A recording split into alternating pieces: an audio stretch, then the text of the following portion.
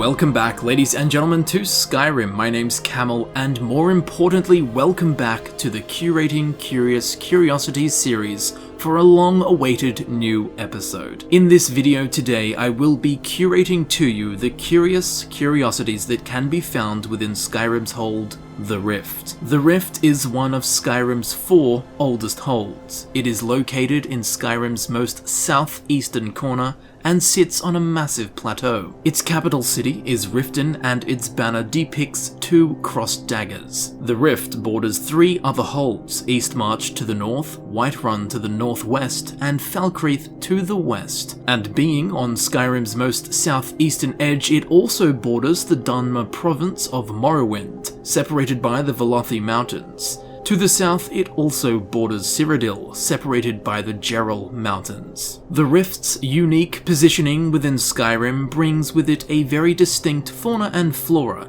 It is vibrantly littered with lush autumnal forests, mountain flowers, grasses, and shrubbery. Along with its 2 huge lakes comes flourishing populations of fish and Nordic barnacles, which fuel Riften's economy. Its rich wildlife, wildernesses, and uniquely warm colour palette make the Rift easily distinguishable from Skyrim's other holds. And although well-travelled and loved, the Rift holds many secrets. So without further ado, let the curating begin.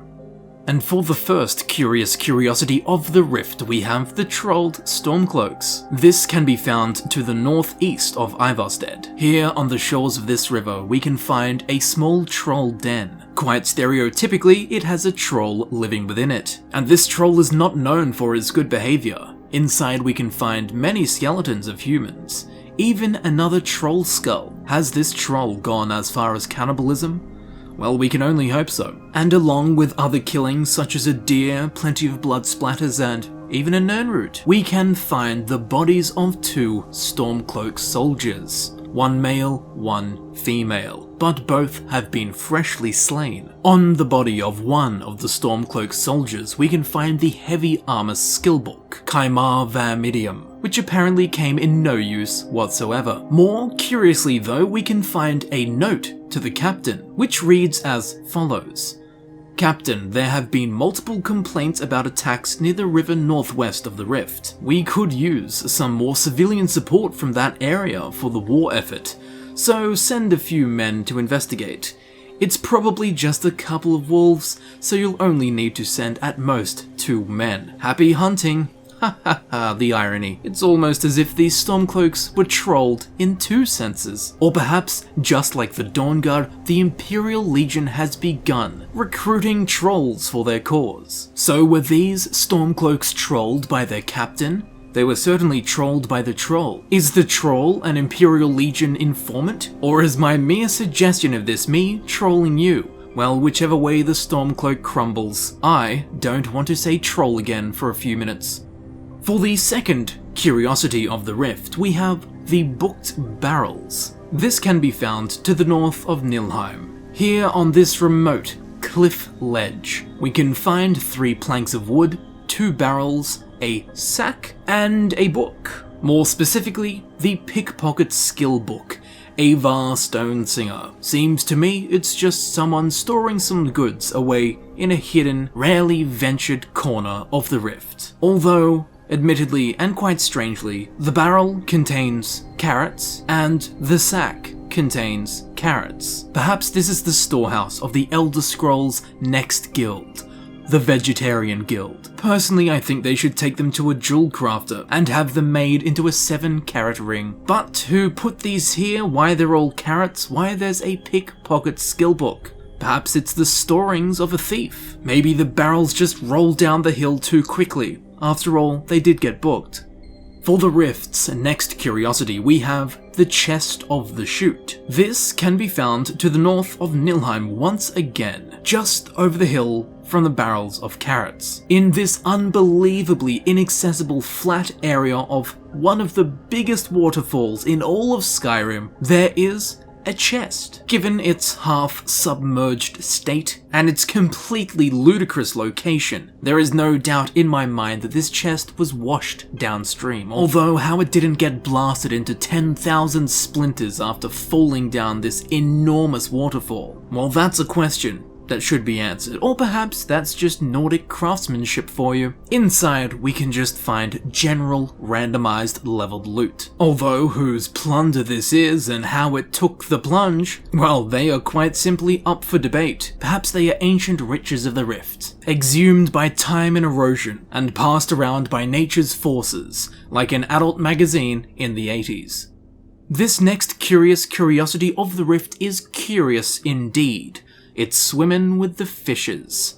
On the map, it can be found up in the mountains, found to the west of Darkwater Pass. At first, this turgid tributary seems overwhelming, but if we just take a second, stop and have a look around, we can find something very interesting. Firstly, we can find the secret hidden exit of Darkwater Pass. And as cool as that is, let's cool down a little bit more and take a plunge into this pool of water. And what do we have here? A two-handed steel warhammer, a shield, a skeleton with an iron helmet, iron boots but only one leg, and why not, we have a knapsack. All in all, a very interesting find, but I think we need to deconstruct this a little bit more. And you may have noticed something I didn't mention.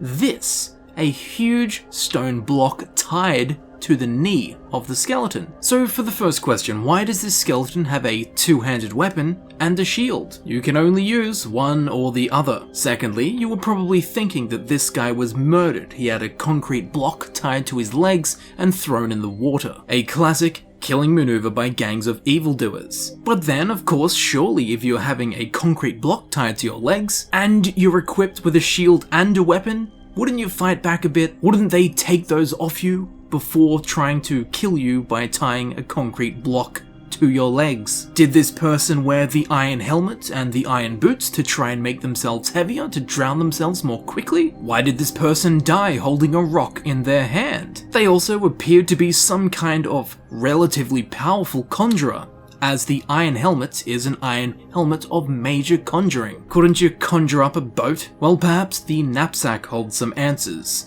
And no, it doesn't. It has random leveled loot.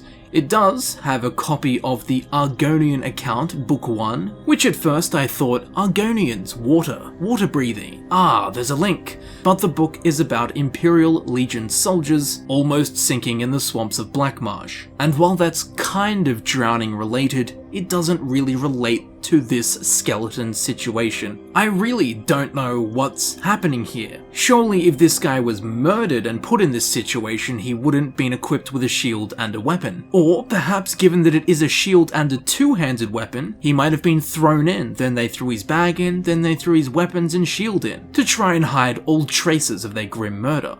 Perhaps this was a suicide, but who kills themselves and goes, I better bring me backpack? Ah yes, also the skeleton has one leg. I even checked underground and there's no second leg. This skeleton has been specifically designed with one leg. It's weird and very unique, but I don't know why. That is where you come in. Suicide, murder, perhaps just a magical mishap. A strange collection of items that don't really make sense. Unlike the pool, water ever happened here is unclear. For this next curiosity, we have the Treasure Hunter's Camp. It can be found to the northwest of Sarethi Farm. A lovely, delightful, warm-looking camp. Well, not so delightful for the rabbits, but for the human, excellent. We have some general supplies and a treasure chest that's empty. On a barrel nearby, we have some mead, a coin purse, and a note. This note reads as follows: Go to the island near the edge of the lake. Look for where a great tree once stood. That is where I buried it. Ah, well that explains the empty treasure chest. And thank the 9 divines that they left the note.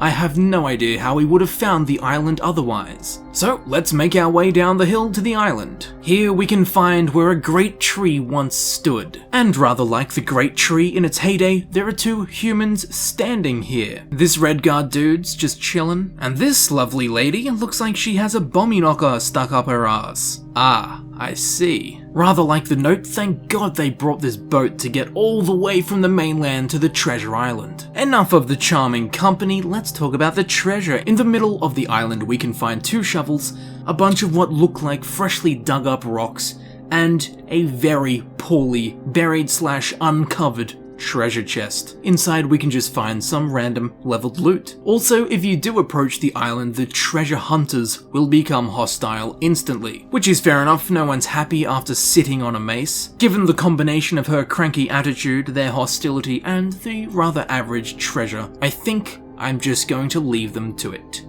Grab your winter's jacket, as for this next curiosity we have the Snowbound Book. This can be found at the snowy base of the Throat of the World. On the map it can be found to the northwest of the Alchemist's Shack. And up here in the literal middle of freezing nowhere, well, firstly we have this snowy mountain pass that no one will ever use, because it's almost completely inaccessible. But for whatever reason, in a little rock corner accompanied by a snowberry bush and some little shrubbery plants, we can find the Pickpocket Skill Book, known as Thief. Who put this here? Why this is here? If anyone put this here on purpose? Did it fall from High Hrothgar's library? Is there some thief conspiracy where they keep leaving pickpocket skill books all over the Rift? After all, Riften is the home of the Thieves Guild. There are many interesting theories, but I gotta say, whoever is into pickpocketing and doesn't notice a book fall out of their own pocket, well, perhaps they should have read the damn thing first. But hopefully, someday, before the Kalpa of Mundus, someone else will walk through this remote mountain pass, find this book, pick it up, and add it to their pocket. Next up, we have the Past Pillars of the Pass. This can be found a short ways to the west of the Alchemist's Shack, in the rather accessible yet seldom used mountain pass leading from the rift into Falkreath. Here, just as the aspen trees begin to spring out of the snow, marks the beginning of the rift. Standing tall and proud, built by ancient Nordic civilizations, we can find 2 huge eagle-headed pillars rising up out of the ground, with little, if any, signs of human life in this wild corner of the rift. For travelers coming from Falkreath into the rift, it must be a welcoming sight. And now, to warm ourselves up a bit from that snowy experience, we have the Woodcutters Last Cut. This can be found to the southeast of Ivarstead. At first, this camp looks lovely, just like everything in the rift, to be honest. We can find a tent, some barrels, a bedroll, a dagger, a coin purse. But soon we see things might be a little bit wrong. Again, with the carrots, some salmon, a tankard, a tipped over plate. The cooking rack is tipped over, meal ruined, the pot's upside down, the potatoes are trying to escape back into the ground. The lovely firewood has been stained with blood. But, to be honest, I think the state of his meal and the state of his firewood is the last thing this woodcutter needed to worry about. He has quite obviously been slain. I wouldn't call it a natural death, given how much blood there is all over everything. And while an apple a day might keep the doctor away, a bucket of apples didn't do anything against a murderer. But was this a murderer? Was this a bear, perhaps? It does seem strange that the camp has been trashed, the cooking pot flipped completely. Maybe he pissed off Gordon Ramsay. Or perhaps this is some elaborate way of letting us know that the Morag Tong assassinated him. After all, Morag Tong does translate to the Foresters Guild. Were they pissed off that he was cutting down trees? Very, very unlikely that this was performed by the Morag Tong. Although I don't think a bear would leave a big old slab of salmon sitting there either. Whatever it was that did this didn't take anything. They left money, they left food, they left weapons, and whatever did happen, it turns out this guy was just not tough enough. Sadly, he didn't make the cut.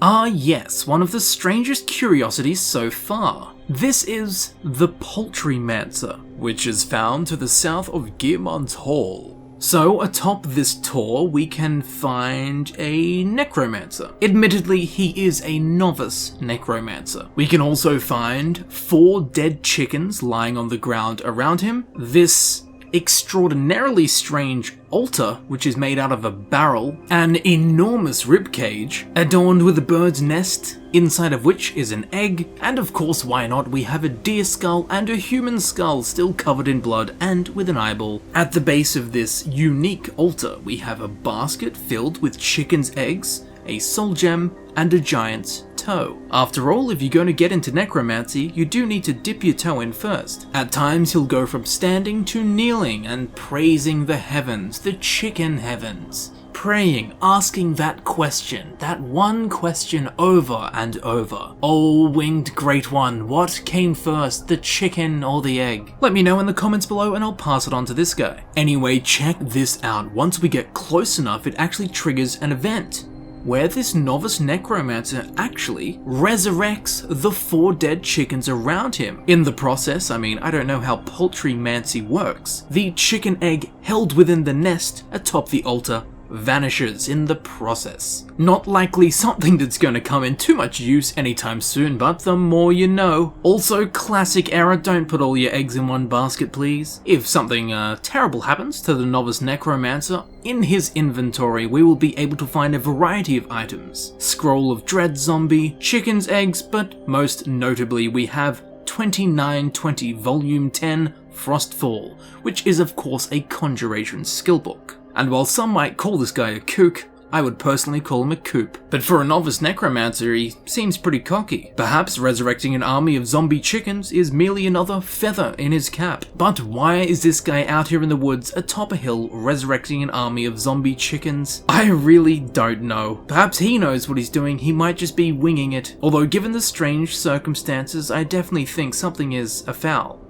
Next up, we have Arcwind Tower. Unbelievably, this can be found to the northeast of Arcwind Point. And way up in the snowy peaks of the Jerall Mountains, we have the Arcwind Tower. Not many people associate snowy mountains with the Rift, but I tell you, there's a lot more than you might think. Arcwind Tower being one such example. This is very, very high up, and is marked quite clearly by these waggling green bolts of cloth. Don't be too charmed though, as guarding the tower are Draugr. There's also one bloke up here who was blown away by the view and died on the spot. I have no evidence that is what happened to him, so don't listen to me. In the tower we can also find a boss level loot chest, which is not something to be ignored, as boss level loot is of course better than any other type of loot. Inside it we will find leveled loot, but again, boss leveled loot. Now, quite strangely, atop the tower, just up the stairs from the skeleton, placed ever so restfully on top of this plinth, is the restoration skill book known as Withershins. Exactly what happened to this guy's shins. But back to the book. So we have this tower filled with undead overlooking the rift, and atop it is a restoration book. Why restoration? Who is this skeleton here? Perhaps this place was cursed with a great evil, and he or she was a priest who came up to try and restore the balance of good and evil,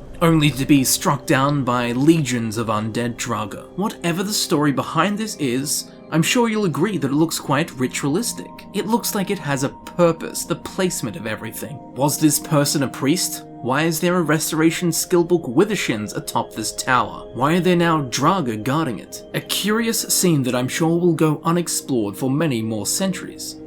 For this next curiosity, we have the Buried Burrow. This can be found to the southwest of Autumn Watch Tower. Here in this permafrosted couloir that I had no idea even existed, we can find a half-buried Nordic burrow. Inside the burrow, we can find a chest and a dead Nord. The chest, as usual, contains random leveled loot, but the dead Nord, interesting. All he carries on his body are ragged robes, which he's wearing, and a silver necklace, which he is not wearing. And unless this guy was Wim Hof, I don't think wearing ragged robes in a snowy mountain pass is exactly acceptable clothing. Now, in Skyrim, there is one thing that I associate ragged robes with, and that is werewolves. Any werewolf you run into always has a pair of ragged robes on, or ragged pants, or some variation of ragged clothing. And werewolves don't like silver, and this guy just happens to be carrying silver. Maybe he was a suicidal werewolf. And although there's 2 bears outside the burrow, there's no blood on the snow. This guy has no weapon, there's no sign of a struggle. He just has his arm wrapped around the treasure chest and is laying dead in the snow in, again, clothing that is not remotely appropriate for his location. Depressed werewolf? Crazed treasure hunter? I don't know, but it's no excuse to be underdressed like that. We'll just let this guy lay here for eternity. And just down the road on this exact same cold coal, we can find the next curiosity, namely Arondil's jealousy, which is a reference you'll get if you've watched my video on Arondil. If not, watch it after this one. This can be found to the southeast of Autumnwatch, but tucked away at the base of these crags, we will find a small raised platform with a staircase leading up to it. Ancient Nordic in origin, of course. Atop it we can find an altar with candles, 2 dead draugr and 3 potions. The candles are here just because it helps them get in the mood. The male draugr on the altar seems to be reaching up for something, grasping desperately. But for what? Well, I can only imagine. Yes, that's right, on the ground there is a lady draugr. Ooh la la, fusroda. We'll get back to the lovebirds in a minute, but for now let's just talk about the potions. A potion of minor healing, a potion of plentiful magicka, and a potion of prolonged invisibility. The relevance of these potions I really don't know. Given what I think these draugr were up to, I can understand prolonged, but invisibility? But this guy on the altar here seems to be in the perfect position to have a lady draugr on top of him. Remember kids, back in the draugr days they didn't have car bonnets to lean on, only sacrificial altars. But is that what they were up to? Does anyone else get that vibe? Was this guy scoring some burial booty? Or perhaps some rigor mortis booby? Whew, cold breeze. It's pretty nippy. But enough of our interruptions, let's leave these 2 lovebirds to it. If they are that, of course. Are these just 2 dead draugr that happen to be male and female, who happen to be in suspicious positions? Either way, Arondil will be glad that we filmed it.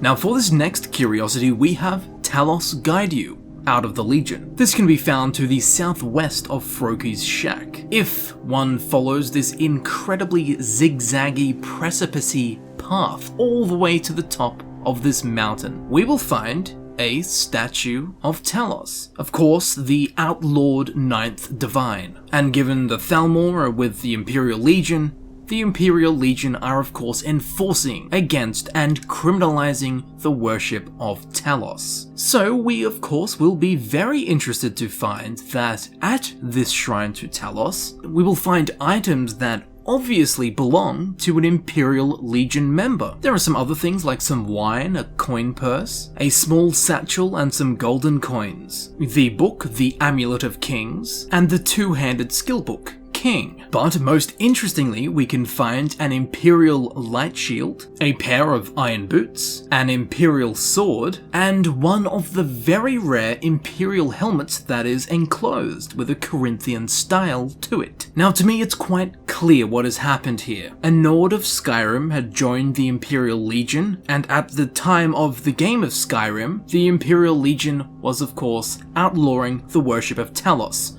And this particular Nord Legion member went, forget that. I am denouncing my position with the Imperial Legion as I cannot betray my god Talos. And here at the Shrine of Talos, as an offering, they left their Imperial helmet, Imperial sword, Imperial light shield, and other treasured belongings. Who was this person though? Well, I'm entirely unsure, although this shrine is just up the road from Froki's shack. Perhaps Froki is an Imperial Legion deserter in the name of Talos. Perhaps not, but it is nice to see that some people stick to their roots and understand that some laws run deeper than military command. So in this particular case, this person was guided by Talos out of the Imperial Legion. Keep it up, Talos.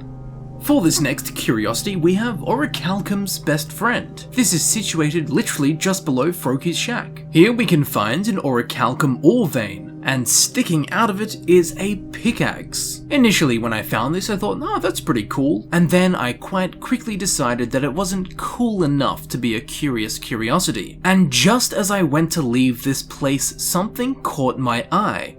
Something that some of you may have noticed already. Something that truly left me in awe, and not something many would be able to pick out. What is it, you ask? Well, just chillin', just sitting, minding its own business.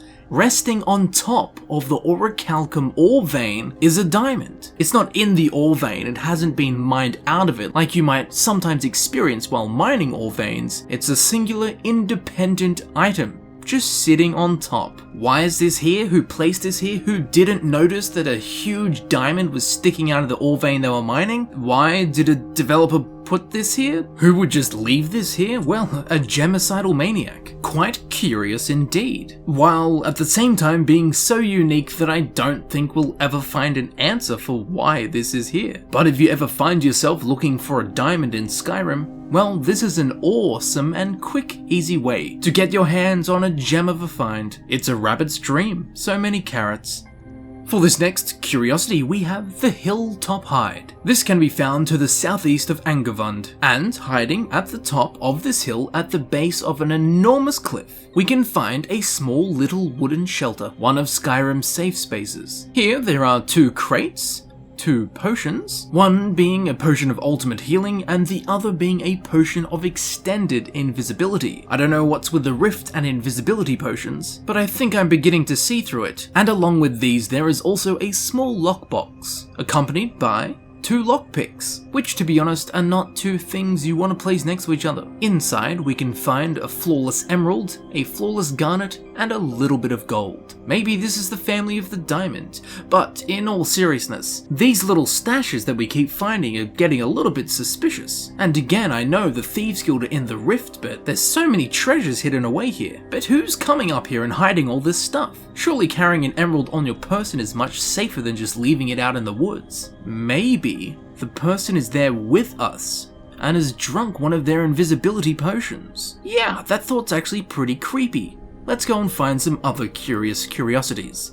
And for this next curiosity, we have the Stumped Redguard. On the map, he can be found to the west of Heartwood Mill. And here, hiding in some long, thick grass, we can find a Redguard slumped over a stump. There are no signs of a struggle, there's no blood. In his inventory, he still has his gold, so he probably wasn't robbed. Although, I think the thieves are at it again, leaving their library lying all around the rift. As on the ground next to the dead Redguard, we can find the lock-picking skill book, called Advances in Lockpicking. But what exactly happened to this Redguard? Well, I don't know, but not even his leg up in life could help him. He was just lockpicking away in the woods by himself, and found himself dead. And, much like the Redguard, this has left me stumped. For this next curiosity, we have the treasure of the Clearspring Tarn. On the map, this can be found at the location Clearspring Tarn. And although at first there seems to be nothing here other than this lovely little body of water atop this hill, but if we dig a little bit deeper, in fact, if we swim a little bit deeper, we will find a treasure chest, just sitting minding its own business. Quite a strange place to store some treasure. And while personally I didn't plan on fishing, this is quite a good cache. Inside the chest, although I suspect it is randomized leveled loot, it does seem a bit suspicious that we have a scroll of Bane of the Undead and an Amulet of Stendarr. 2 very specific items that a Vigilant of Stendarr would definitely be carrying, so perhaps this is a secret storage place for the Vigilants of Stendarr. And I must say I'm right with them. I can't think of a better place to store a paper scroll than underwater. Surely having the treasure submerged will tarnish the goods. Next up, we have the Misty Pass Wolf Den. This can be found on the mountainy slopes below Clearspring Tarn. Believe it or not, falling straight into the stereotype of a wolf den, there is a den with wolves in it. Look at them smiling away. Oh, this one's happy to see us. Inside, of course, we can find the standard wolf den objects such as dead rabbits, dead deer, a bit of nightshade because hey, why not a little bit more death? But most importantly and most disturbingly, we have some shredded human bones covered in blood. This is a bloody mess that I wish to have nothing more to do with. And hey, if you're ever passing here, be sure to kill the bastards and turn them into a pair of slippers. Let's get out of here, eh?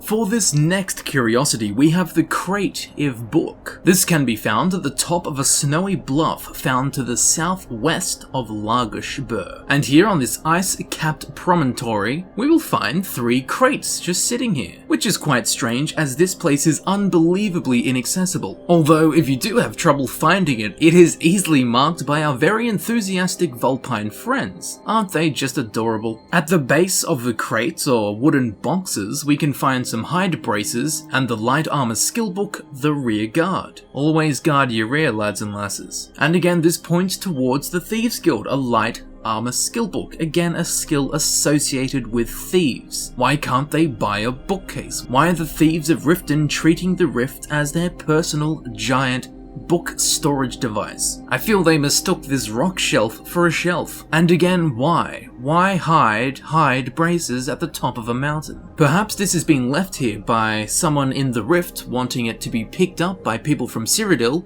or some people from Cyrodiil dropped it here waiting for some people in the Rift to pick it up. After all, it is on the Jerall Mountains, which of course borders with Cyrodiil, so this could be a drop point for illegal importations of items. Maybe these wily fox in socks have been left here to guard the boxes somehow.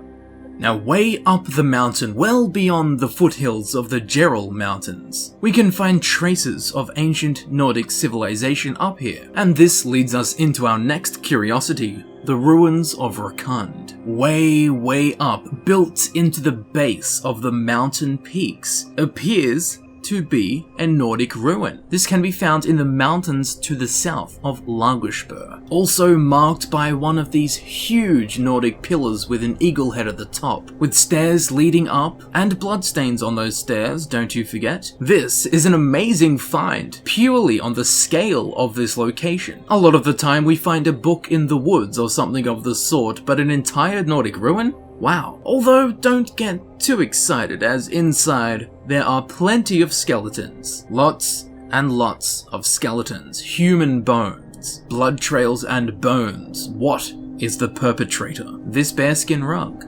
Just trolling. It's a troll. A troll with, of course, his arch nemesis, the goat. Not only did this troll kill plenty of humans, but he even went as far as to kill a kid. Inside here there is also a treasure chest, inside of which is an emerald. Oh, I bet you're green with envy. Sadly, this Nordic ruin goes no further than the troll, as the doorway is caved in. But it does show the signs that it was once an active Nordic building. We can find Nordic burial urns, and even in this small window ledge, we can find a Dover helmet, which of course there's nothing more Nordic than a Dover helmet. So although now it's merely just a ruin, it is definitely an incredibly curious find. I couldn't believe it, the size of this thing. How have I never found this before? This find most certainly didn't ruin my day.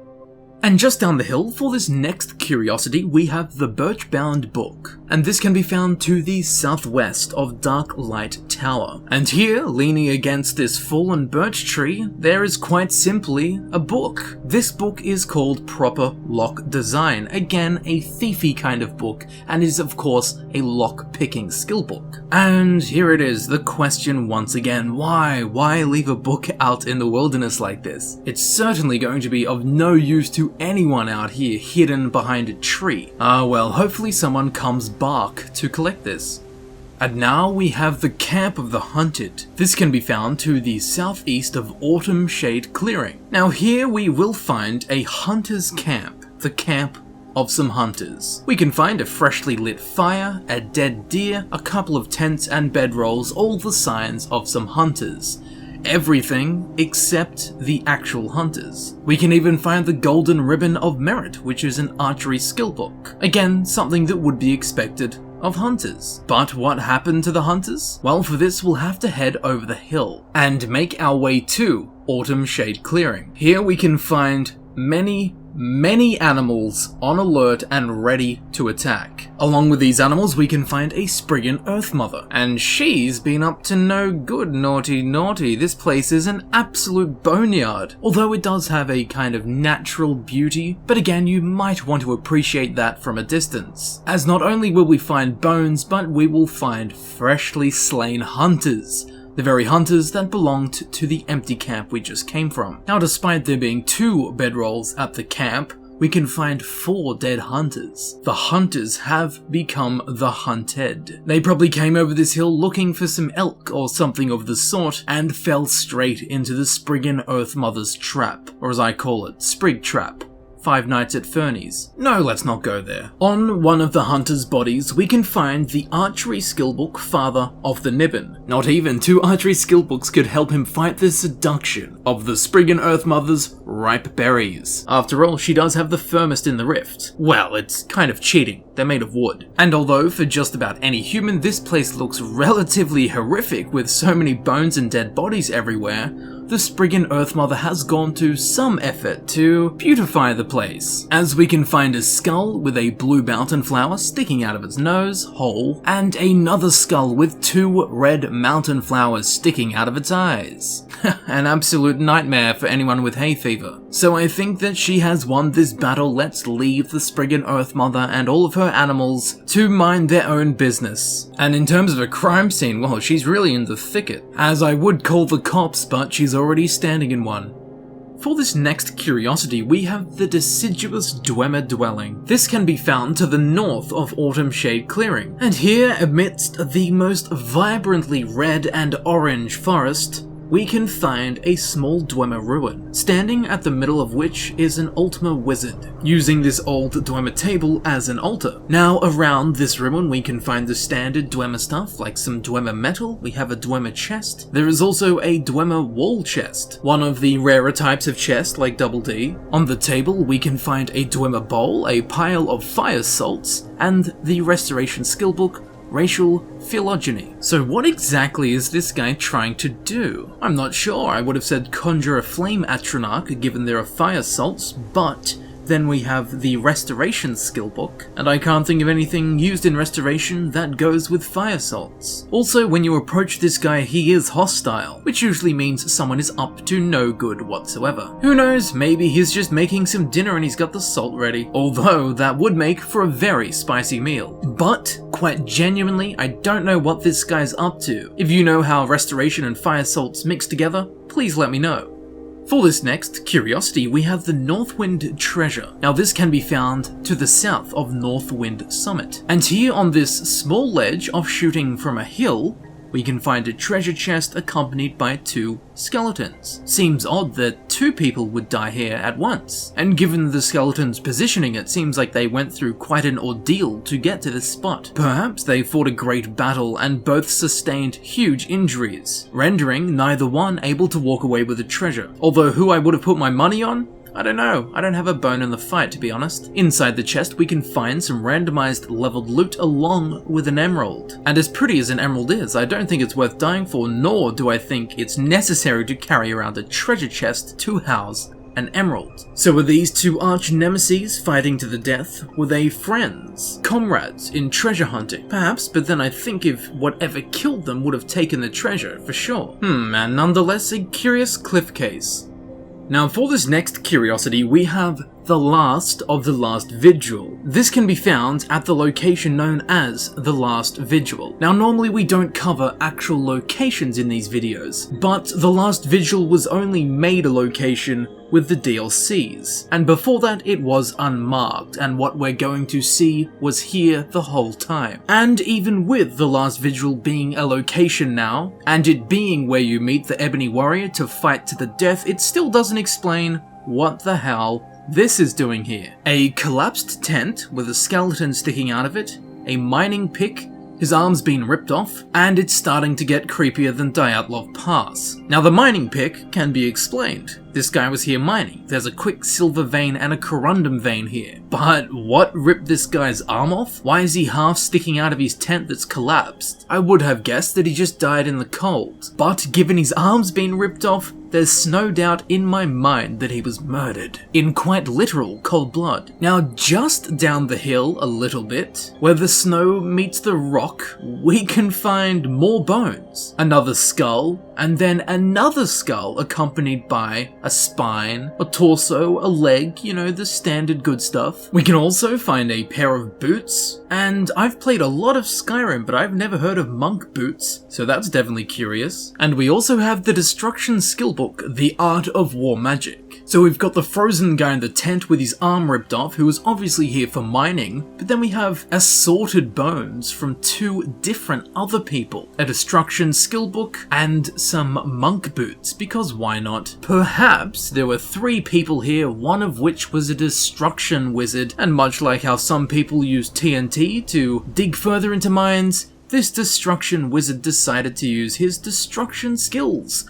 to mine more efficiently and ended up blowing up the entire camp, killing everyone. That would explain why this guy's dead, it would explain why his arm's been ripped off, and it would also explain why everyone else's bones and bodily remains are found at the bottom of this hill. Although you would think it would be pretty easy. After all, the Destruction spell Excavate is only a minor spell.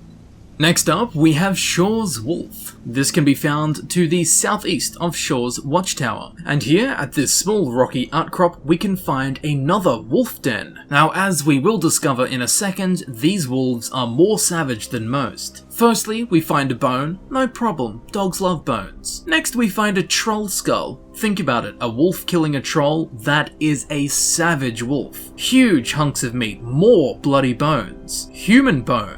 Bits of bone I can't even recognize. Inside we can find a freshly slain bandit. More bones? More femur bones? More bones. And some more bones. There's also old deer. And did I mention there are stacks and stacks of more leg bones? Holy Jesus, forget femur camp, this is a femur cave. All in all, there's about 15 individual femur bones in this cave. How many people have these wolves been killing? Forget canine, this is an AK-47 with teeth. Although, admittedly, come on, it's slightly humorous. And I think we've seen enough, be sure to avoid this cave at all costs.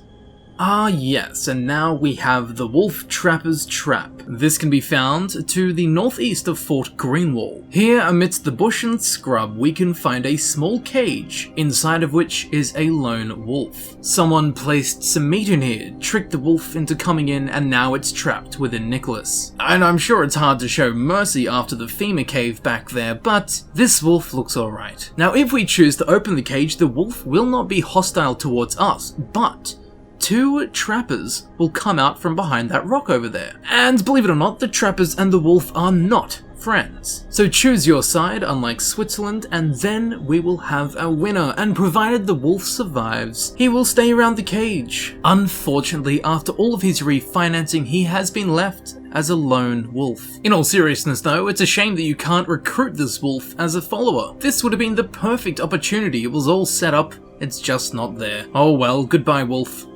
Now for this next curiosity, we have Zenithar's Ironic Refuge. This can be found some ways east of Fellowstone Cave. Here we will find the remains of a ruined tower, and although being Zenithar's refuge, that time has well passed, as it is now only refuge to a bear, as we can see a skeleton laying on the ground reaching up to give the bear's chin a little shooka shooka. How we all dream of dying, being eternally humped by an ursine creature. Anyway, on the altar we can find a shrine to Zenithar, a coin purse, a satchel, and an amulet of Zenithar. And someone took the phrase eternal flame quite literally, as this buried candle is still alight. Zenithar's strength and wisdom, guidance of wealth, labor, commerce, and communications burn ever so strongly, although his powers were not strong enough to protect whoever this was from the bear. Perhaps that's where Mehrunes Dagon went wrong. He could have won the Oblivion Crisis if he only hired bears. And there's no sign of a weapon near the skeleton. Unwise of him to fight bare hands against actual bare hands. But who was this person? Were they a priest of Zenithar? Something I've personally never heard of. They had no weapon and seemingly no way to defend themselves. Even if Zenithar did bless this guy, he would have known what to invest in and what to do with the stock market, but when it came to fighting a bear, I guess you could call him a poor guy.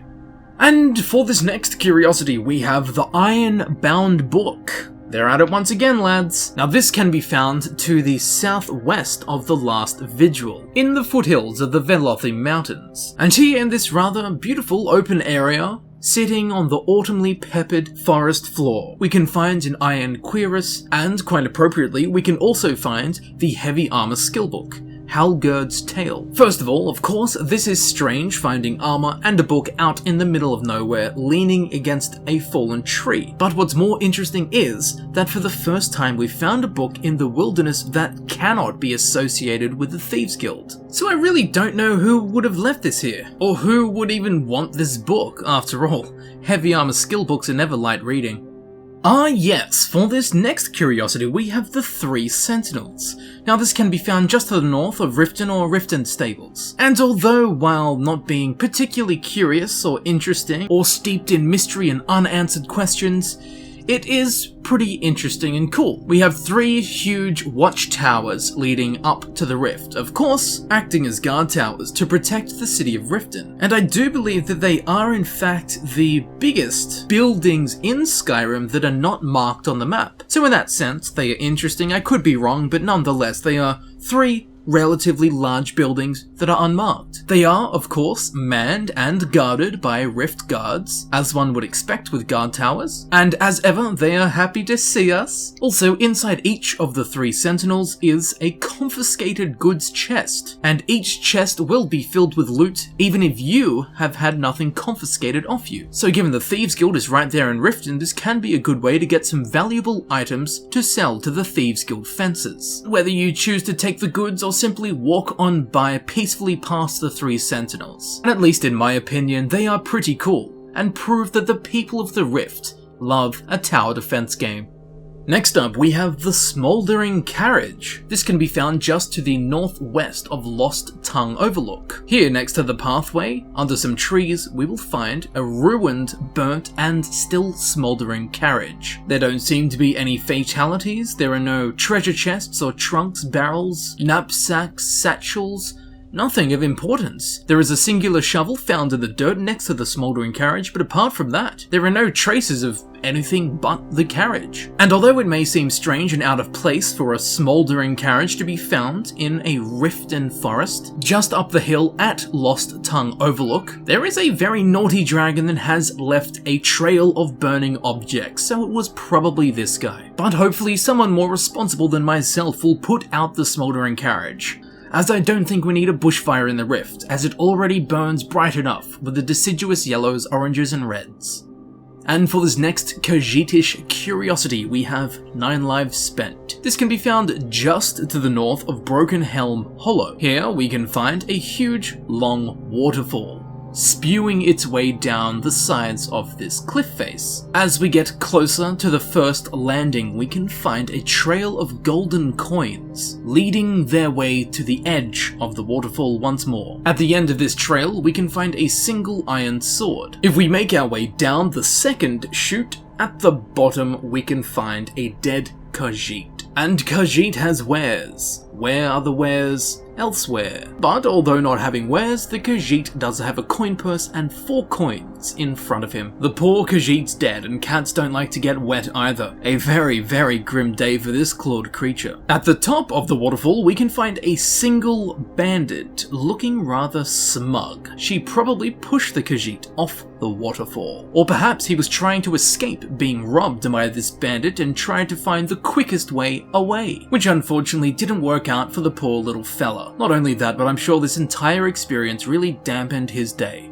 Now we'll stumble our way down the hill all the way to Tumbledown Tower. This can be found to the east of Riften. Here in the tranquil forests we can find a tower that has crumbled down. 2 bandits have made it their home, which is fair enough, but what they're looking at I have no idea. Although they are guarding a chest. Inside this chest we can of course find randomized leveled loot. Now if the bandit leader happens to take a tumble, quite ironically at Tumbledown Tower, on his body we can find the 2-handed skill book known as King. But I don't really want that book, so I'm just gonna leave them in peace. But what are they looking at? Perhaps they heard the rumors of the Spriggan Earth Mother. They're probably scared splinterless. Whatever the case may be, let's leave them to it. Now for this next curiosity, we have the shield-bound book. Yeah boy, they're at it once again, leaving books all around the rift. It's probably that damned court wizard of Riften. Anyway, this can be found to the southeast of the Blackbriar Lodge. And up here on this otherwise useless mountaintop little plateau area, hidden away we can find a hide shield and a book. Now this book is the last scabbard of Akrash, which sounds like the Elder Scrolls version of herpes. Akrash. Oh dude, I'm so itchy, look, it's the last scab of my Akrash. Or perhaps there was a carriage transporting scimitars that flipped, and this is a book about the last scabbard of a crash. Anyway, this book is a skill book for smithing, and I'd like to think that anyone that's read this can make something better than a hide shield. Perhaps that's why they left this here, as it turned out to be no use to them. But once again, I wouldn't really associate the smithing skill with the Thieves Guild, so perhaps the Thieves Guild librarian theory is falling apart. Either way, come out, grab this book, don't shield yourself from knowledge. Now for this next curiosity, we have 2 Pine Ridge. This can be found due east of Stendarr's Beacon, right near the damned edge of the game. Up here, high up in the mountains, at the base of one of the pine trees, we can find a single bedroll, a mining pickaxe, an extinguished lantern, and 2 books, The Cats of Skyrim and the Snake Skill Book 2920 Volume 8 Last Seed. Maybe the Thieves Guild librarian theory is coming to fruition once again. But what happened to the miner here? Obviously they were mining given the pickaxe, but there's no sign of ore, there's no sign of mining, there's no sign of a person being here, there's no blood, no bones, no skeletons, only these belongings. Perhaps they had to leave because they ran out of food. Although I would have put some sauce on the bedroll, it would have made it pretty close to a bread roll. But nonetheless, whoever was here didn't do that and left. Perhaps they were taken against their will. Maybe something else was hungry. Just maybe, up even higher than 2 Pine Ridge, in the uninhabitable frozen steeps of the Rift, the edge of Skyrim itself, the corner of both the Velothi Mountains and the Jerall Mountains. It is possible that something is up here. As we trudge our way through the blinding mountain mists, we will begin to see trails of blood leading higher. Eventually we will find a bluff sticking out, marked by a tattered, ratted, waggling flag. And here lies the frost troll den of the Jerall Mountain Ridge. This can be found to the southeast of Stendarr's Beacon, right on the boundary of Skyrim. This troll looks pissed, an unrelenting beast. In a small snow-glazed ditch we can find lots of blood, and the bloodied, boned remains of a human. Multiple humans, in fact. Was this the person camping down the hill? Was this frost troll their demise? Well, remember how savage the wolves were earlier? Well, there's a dead one here. This frost troll is a brutal beast. Strangely, underneath the wolf, there is the Block Skill Book, A Dance in Fire, Volume 2. Apparently a skill book that didn't help anyone that had anything to do with this troll. Now, what is quite curious is that this location is marked by a flag,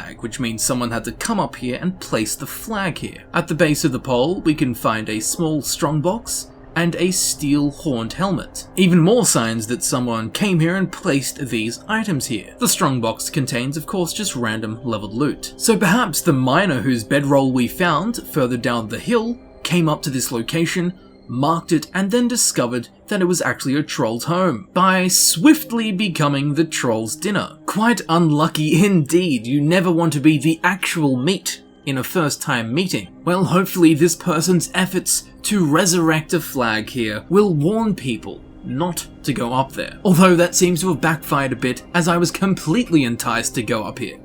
And for the ultimate curiosity of the Rift, I feel like we should warm ourselves up not only with the warm, autumny, springy weather and the vibrant flaming colours of the forests, but also with some actual flames. Finally, we have the Burning Farmhouse. This can be found to the southeast of Forelhost. And here at the base of this lovely and beautiful dale, we can find a house that had a little bit of a fire problem. Now, like just about every other flaming thing in Skyrim, this is obviously a dragon attack. Someone was minding their own business in their farmhouse, and they were brutally attacked. world, immolated instantly by a flying, flaming terror. Now that might seem like the case, but I don't think it is. Inside the house, we can find the remains of a single resident. The charred, extra crispy, burnt corpse. There is also a circle of candles, which to me represents some kind of ritualistic, magical ceremony. Although, what exactly was this person trying to do? Well, in the hands of the burnt corpse, there is a scroll. Now this turns out to be a scroll of Conjure Flame Atronach. So perhaps it was some kind of Flame Atronach related incident. And they do say there's no smoke without fire, and we've got plenty of fire. We also have a chest in one of the corners. In this chest there is an array of interesting items. We of course have some random leveled loot.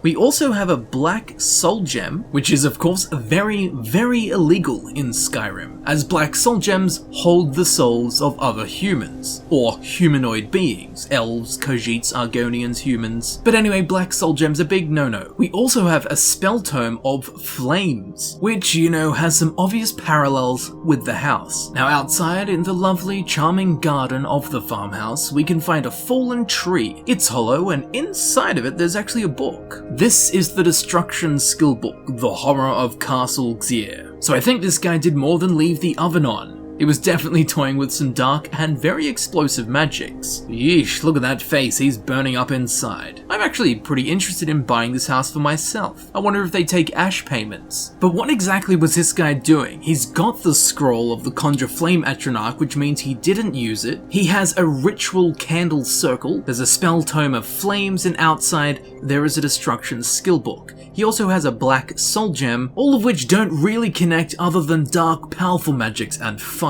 So what exactly happened here I don't know, but I do think that it went a tad wrong. This guy probably thought he was so good that you couldn't even hold a candle to him, but it turns out he couldn't handle the heat. But let's leave this strange wizardous man and his burning desires to excel in pyromancy, to smolder and burn out in his embersome farmhouse. And I'm sorry, but all of these flames just stoked the pun pyre. I'm really afraid after that hot streak I might be fired.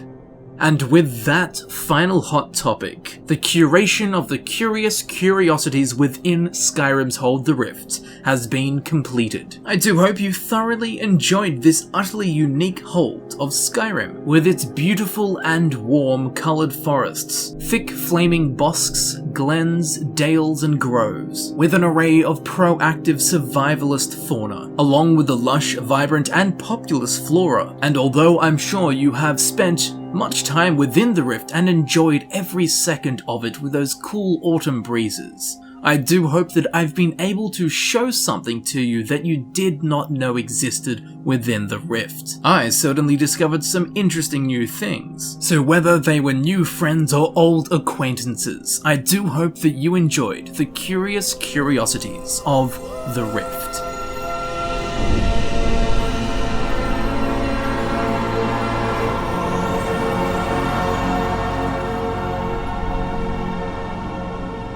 Thank you very much for watching. I've been Camel, and I do hope that you thoroughly enjoyed the Curating Curious Curiosities video for Skyrim's Hold the Rift. If you did enjoy this video and you would like to see more of these types of videos, please consider subscribing. It helps me know that people are interested in these kind of videos and in the long run will result in more of them. And if you did enjoy this CCC video, please feel free to check out the links in the description. These of course will lead you directly to the other Curating Curious Curiosities videos that I've already done for Skyrim, and eventually they will be done for Fallout 4 too. If you learned something new in this video or died a little bit inside from one of the puns, please leave a like. I would appreciate it greatly. Also, if you have any theories, backstories, imaginings, or explanations for any of these curious curiosities, please leave a detailed explanation of what your thoughts are in the form of a comment down below. I'm very interested in hearing the explanations for some of these